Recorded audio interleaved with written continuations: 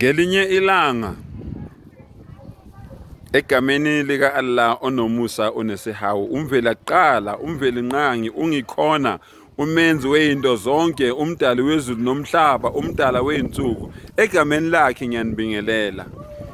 Ngelinye ilanga isithunywa sika Allah sikamveli nqangi, injwelabuchopho, usolwazi uMuhammad ukuthula kube naye, wabona ukuthi abantu bakubo abamlaleli, abantu bakubo abafuni ukuyizwa lento azama ukubabonisa yona, abantu bakubo lezi xwayiso lezi abatshela zona abafuni ukuzilalela, lezi ndaba ezimnandi zokukholwa abatshela zona abafuni ukuzilalela. Bayaqhubeka nokukhonza izithombe zabo, bayaqhubeka nokukhonza abantu abaphila emhlabeni. Awufundi incwadi kaJoshua 24 kuverse 15, ngiyacabanga u15 noma u10.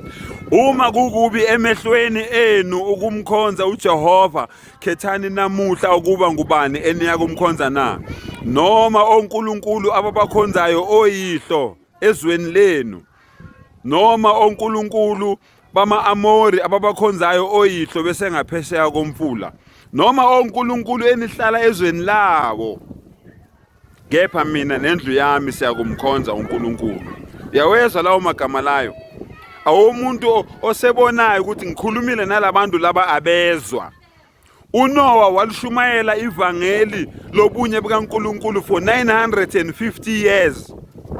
Kodwa abantu abamlalela ababenaye emkhumbini abadlulanga ku50 ngendlela abantu bengalaleli ngakhona.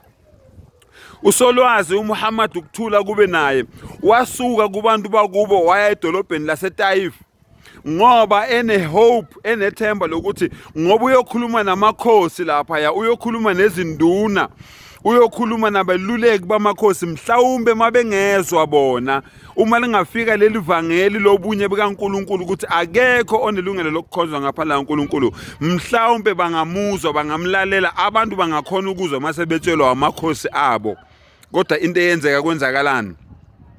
Bambhuqa, bamtshela ukuthi mangabe kuukuthi uqamba manga abafuna ukukhuluma nomuntu oqamba manga. Bamtshela ukuthi mangabe ekhuluma iqiniso ukuphambana naye ukuzilandela ulaka likaNkulunkulu. So bayamcela ukuthi akahambe ezweni labo, edolobheni labo. Uthe mangabe esuka ehamba yena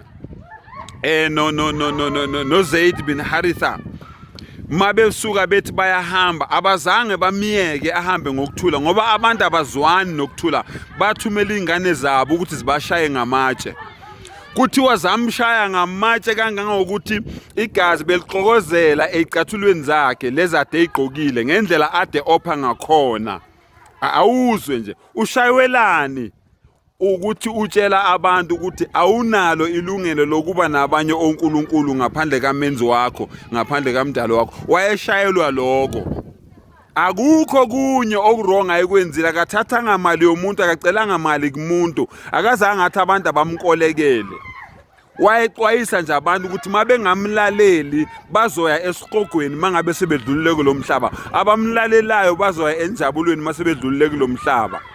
Yiloko ayelinyazelwa kona. Bafowethu, iqiniso liyababa kodwa liyamkhulula umuntu. John 8 verse 32, niyakulazi iqiniso bese liyanikhulula. Inkosi yomsinibusise sengathi nani ningalilandela iqiniso linikhulule. Amen.